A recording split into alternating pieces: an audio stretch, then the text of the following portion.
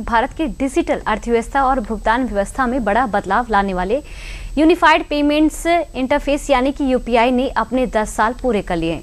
इस मौके पर प्रधानमंत्री मोदी ने भी सोशल मीडिया प्लेटफॉर्म एक्स पर पोस्ट शेयर करते हुए देशवासियों से यूपीआई से जुड़े अपने यादगार अनुभव साझा करने की अपील की। देखिए रिपोर्ट। ये जो मैं डिजिटल पेमेंट की बात करता हूँ वो कैसा रिवॉल्यूशन लाएगा।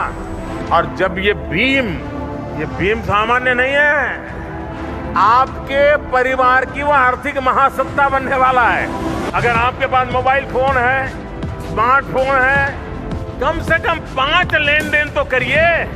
हर हिंदुस्तानी एक बार 5 लेन देन करना देखे तो फिर उसको आदत हो जाएगी और देश डिजिटल मूवमेंट को लीड कर जाएगा।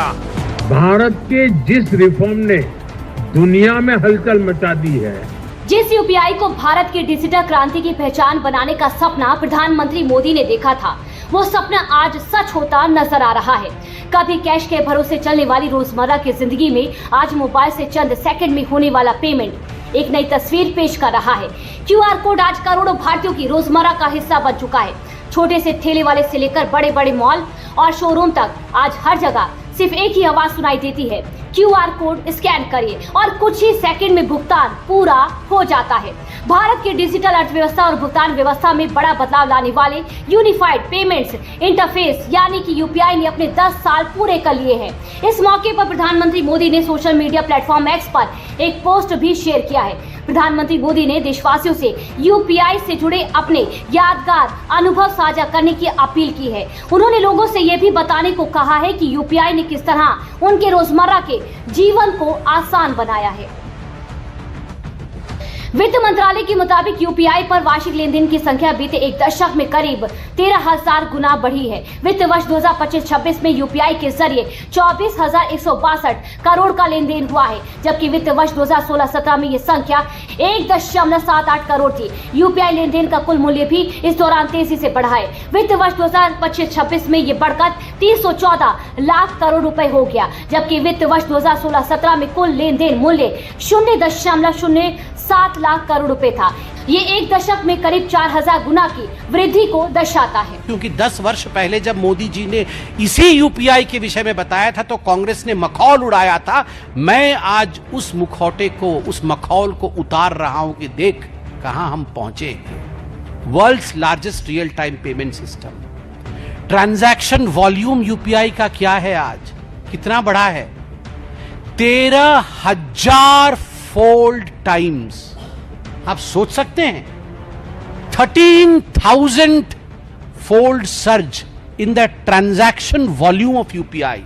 घर घर में अपनी पहचान बनाने के बाद अब यूपीआई वैश्विक मंच पर भी अपनी मजबूत उपस्थिति दर्ज करा रहा है। यूपीआई अब देश की सीमाओं से बाहर भी अपनी मजबूत पहचान बना चुका है। जिस यूपीआई को कभी भारत में तेज और आसान डिजिटल भुगतान के लिए शुरू किया गया था, वही आज अंतर्राष्ट्रीय स्तर पर भारत की डिजिटल ताकत और टेक्नोलॉजी की पहचान बन रहा है। मौजूदा समय में भारत का यूपीआई दुनिया के कुल 11 देशों में ऑपरेशनल है। भूटान, नेपाल, सिंगापुर, यूएई और फ्रांस में इसका इस्तेमाल किया जा रहा है। इसके अलावा Sri Lanka, Mauritius, Qatar, Cambodia, Greece और मालदीव में भी यूपीआई ऑपरेशनल है। सरकार के मुताबिक ग्रीस और मालदीव यूपीआई को अपनाने वाले सबसे नए देशों की सूची में शामिल है।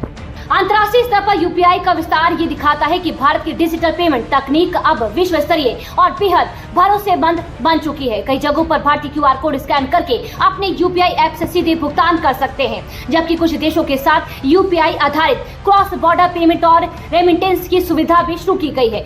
खास बात यह है कि यूपीआई की पहुंच सिर्फ भारतीय पर्यटकों तक सीमित नहीं है, बल्कि भारत और दूसरे देशों के बीच डिजिटल पेमेंट सिस्टम को जोड़ने की कोशिश से सीमा पार लेन देन को आसान, तेज और कम लागत वाला बनाने की दिशा में भी बड़ा बदलाव देखने को मिल रहा है। स्मार्टफोन की मदद से क्विक लेन देन संभव हो पाया है। क्यूआर कोड यूपीआई आईडी या पंजीकृत मोबाइल नंबर से काम करता है। ग्लोबल लेवल पर सबसे बड़े रियल टाइम पेमेंट की व्यापक पहुंच बनी है। विदेश यात्रा करने वाले भारतीय पर्यटकों को करेंसी एक्सचेंज कराने की परेशानी से राहत मिली है। अब वे अपने फोन से सीधे विदेशों में भुगतान कर सकते हैं। छोटे दुकानदारों से लेकर बड़े कारोबारी लेन देन तक बड़े पैमाने पर इस्तेमाल किया जा रहा है। एक दशक में यूपीआई भारत की डिजिटल भुगतान व्यवस्था की रीढ़ बन चुका है।